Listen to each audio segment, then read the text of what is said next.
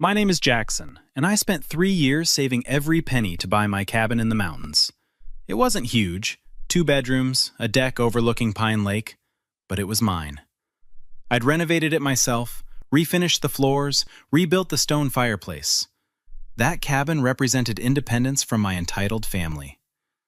Then came the text from my cousin Marcus.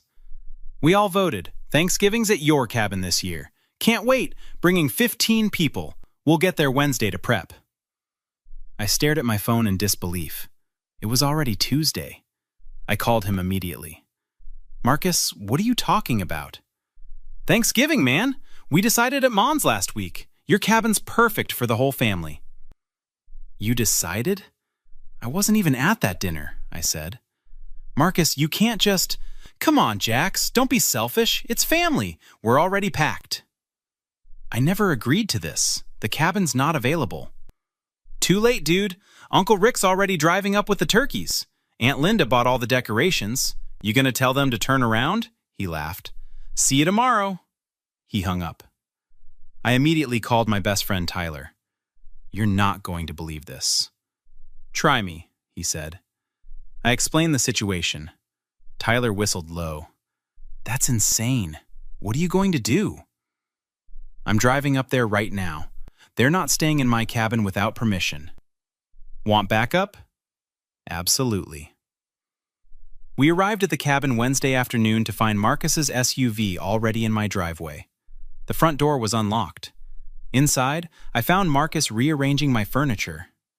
"Finally," he said. "Help me move this couch. It's blocking the flow." "Marcus, what are you doing in my cabin?" "Getting ready for tomorrow, obviously. Oh, and I need your Wi-Fi password. Mine's not reaching the guest rooms." "Guest rooms?" "Marcus, this is my private property. You can't—" "Jax, chill out. It's one weekend." He opened my refrigerator and started unloading groceries onto my shelves, pushing my food aside. "You're acting weird about this." "I'm acting weird? You broke into my cabin." "I didn't break in. I got the spare key from Mom. She said you wouldn't mind." "My mother gave you my key without asking me?" "She said you'd be difficult about it." Marcus pulled out his phone. "Look, everyone's already confirmed. We've got 16 people coming. Aunt Linda made a whole schedule. Breakfast at 8, football at noon, dinner at 3. She even assigned rooms." "Assigned rooms in my cabin?" Tyler stepped forward. "Dude, you need to leave. This is trespassing." Marcus sized him up. "Who are you?" "Someone who understands property rights," Tyler said. Marcus turned back to me. "Jax, you're embarrassing yourself. It's Thanksgiving. Family comes first." "Then have it at your house." "My place is too small. Your cabin's perfect. Everyone agreed." "Everyone except the person who actually owns it," I said. "You need to leave. Now." Marcus's face hardened. "You know what? Fine. Be that way. But when I tell everyone you kicked us out, don't expect them to forget it. You'll be the selfish one who ruined Thanksgiving." "Get out, Marcus." He grabbed his keys. "You're making a huge mistake. Family's going to hear about this." After he left, Tyler examined the door. He definitely had a key. Check what else he might have copied. That's when I found Marcus's laptop bag in the bedroom, still open. Inside was a folder labeled Cabin Business Plan. I opened the folder. Inside were printed emails, rental agreements, and a business license application. "Tyler, look at this." The documents revealed Marcus's scheme. He'd been advertising my cabin as a rental property for the past 2 months. He'd listed it on 3 different vacation rental sites under his name, charged guests $400 per night, and pocketed the money. The Thanksgiving family gathering was just another booking, except this time he'd told them they could stay for free since it was his family cabin. "He's been renting out your place?" Tyler's jaw dropped. "How many bookings?" I counted through the printed confirmations. 8 weekends. He made over $6,000. Using your property. My phone rang. It was my mother. "Jackson, Marcus just called me crying. He said you threw him out of the cabin and humiliated him in front of his friend. Mom, did you give Marcus my spare key? Well, yes. He said you'd agreed to host Thanksgiving and he needed to prep. I never agreed. And Mom, he's been illegally renting my cabin for months. He's made thousands of dollars using my property. Silence. What? He's been running a rental business out of my cabin without my knowledge or permission. That's theft and fraud. Jackson, that can't be right. Marcus wouldn't. I'm holding the evidence in my hands right now. Rental agreements, booking confirmations, everything. Maybe there's been a misunderstanding. Mom, whose side are you on here?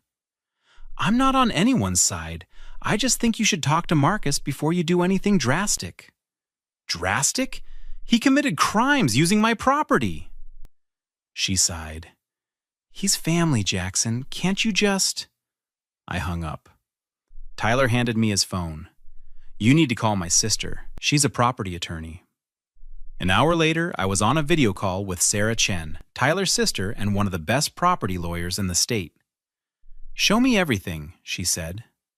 I laid out the documents. Her expression grew grimmer with each page. This is textbook fraud, Sarah said. He's conducting business using property he doesn't own, collecting money under false pretenses, and potentially violating short-term rental ordinances in your county. What should I do? First, we document everything. Take photos of all these documents. Second, I'm filing a police report for theft and fraud. Third, we're getting a restraining order to keep him away from your property. Fourth, we're suing him for every penny he made, plus damages. Will that actually work? Jackson, you have written proof he's been committing fraud. He's advertised your property as his own, collected money, and maintained booking records. This is one of the clearest cases I've seen. My family's going to hate me. Your family should hate him for stealing from you, Sarah said firmly. Let me handle this. Don't contact Marcus. Don't respond to family pressure. Just send me everything you've found. Over the next week, Sarah worked fast.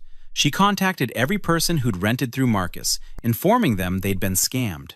She filed a police report with the county sheriff. She compiled evidence of Marcus's fraud, including screenshots from the rental websites where he'd advertised his mountain cabin. The sheriff called me personally. Mr. Jackson, Detective Morrison here. We've reviewed your attorney's report. I need you to come to the station to give a formal statement. Of course. And son, what your cousin did, that's serious. We're talking multiple felonies. I met Detective Morrison at the county sheriff's office the following Monday. Walk me through how you discovered this, he said. I explained the Thanksgiving text, finding Marcus at the cabin, and discovering the documents. Detective Morrison took notes. And he never asked your permission to rent the property? Never. I had no idea until I found his business plan folder. We pulled his rental listings. He's been advertising it as Marcus's mountain retreat, claims he's the owner. The detective slid printouts across the desk. We also contacted the county assessor. Property's registered solely to you. He has no legal claim whatsoever.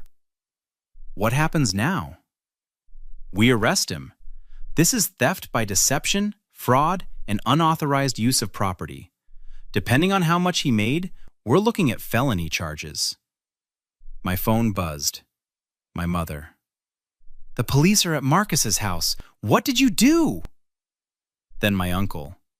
You called the cops on your own cousin? Over money? Then Aunt Linda. You're tearing this family apart. I silenced my phone. Detective Morrison noticed. Family giving you grief? They think I'm overreacting. You're not. Your cousin committed multiple felonies. If you'd let this slide, he'd have kept doing it. Probably would have gotten bolder. He stood. We're bringing him in now. You did the right thing. 3 hours later, Sarah called. Marcus has been arrested. They're charging him with 8 counts of theft by deception, fraud, and criminal trespass. Bail set at $50,000. That seems high. It's appropriate for the charges. Jackson, he made over $8,000 renting your cabin. That's not petty theft. That's systematic fraud. And he showed no remorse when they arrested him. Apparently, he told the officers you were being vindictive. Of course he did. There's more. When police searched his home office, they found plans to expand. He'd been researching how to forge property deeds. He was planning to claim partial ownership of your cabin. My blood ran cold. He what? He was going to forge documents claiming he'd invested in the cabin with you. If you hadn't caught him when you did, he'd have created a legal nightmare trying to prove he had no legitimate claim. How do people become like this? Entitlement, Sarah said flatly. He saw something you had, decided he deserved it, and took it. The Thanksgiving plan was just his latest scheme. He probably figured if he got the family up there, he could use emotional manipulation to guilt you into letting him use it whenever he wanted. That's insane. That's criminal behavior. Now, his preliminary hearing is next week. The prosecutor wants you there to give testimony. Are you ready for that? What will I have to say? Just tell the truth. Explain your ownership, the lack of permission, the discovery of his fraud. The evidence speaks for itself. The courtroom was smaller than I'd expected. I sat behind Sarah as Marcus was led in wearing an orange jumpsuit. He wouldn't look at me. The prosecutor, David Reeves, stood. Your Honor, the defendant conducted a systematic fraud operation using property he had no legal right to access. We have documentation of 8 separate rental transactions totaling $8,347, all conducted without the property owner's knowledge or consent. Marcus's public defender stood. Your Honor, this was a family misunderstanding that escalated unnecessarily. A family misunderstanding? Judge Patricia Walsh interrupted. Counselor, your client operated a rental business using someone else's property and pocketed thousands of dollars. That's not a misunderstanding. The defendant believed he had permission. Based on what? The judge asked. Did the property owner give written consent? No, Your Honor, but verbal consent? Not explicitly, but family relationships. So no consent at all. Judge Walsh looked at the documents before her. Mr. Reeves, what's your recommendation? The state recommends 3 years incarceration, full restitution of $8,347 plus damages, 5 years probation, and a permanent restraining order preventing the defendant from approaching the victim's property. Marcus's lawyer jumped up. Your Honor, that's excessive for a first-time offender. First time that we know of, Judge Walsh said. She looked at Marcus. Mr. Marcus Chen, do you have anything to say? Marcus stood slowly. I thought Jax would be cool with it. It's family. You thought he'd be fine with you stealing from him? It's not stealing if it's family property. Except it's not family property, the judge cut him off. It's exclusively Mr. Jackson Chen's property. You had no ownership stake, no legal agreement, no permission. You simply decided you had the right to profit from someone else's asset. I was going to tell him eventually. After you'd made how much money? After you'd forged ownership documents? The judge's voice hardened. Detective Morrison's report indicates you were researching deed fraud. You weren't planning to tell Mr. Chen. You were planning to steal his cabin entirely. Marcus sat down hard. Judge Walsh continued. I'm sentencing you to 2 years in county correctional facility, to be followed by 5 years probation. You will pay full restitution of $8,347 plus $15,000 in damages to Mr. Chen. You are permanently barred from his property. If you violate this order, you will serve the additional year I'm suspending. Do you understand? Yes, Your Honor, Marcus whispered. Outside the courtroom, Sarah turned to me. "How do you feel?" "Honestly, relieved," I said. I was worried the family connection would somehow make this less serious. Property crime is property crime, regardless of relationship. You had every right to protect your asset. She smiled. You got your cabin back. Marcus is paying for what he did, and he can't bother you anymore. The family's not going to forgive me for this. The family enabled a criminal. That's on them, not you. She squeezed my shoulder. You stood up for yourself. That takes courage. I nodded, then looked ahead. Have you ever had family members who felt entitled to your things just because you're related? What would you have done if someone used your property to run a secret business and then acted like you were wrong for stopping them? Like and subscribe for more stories about people who refused to be victims and fought back the right way.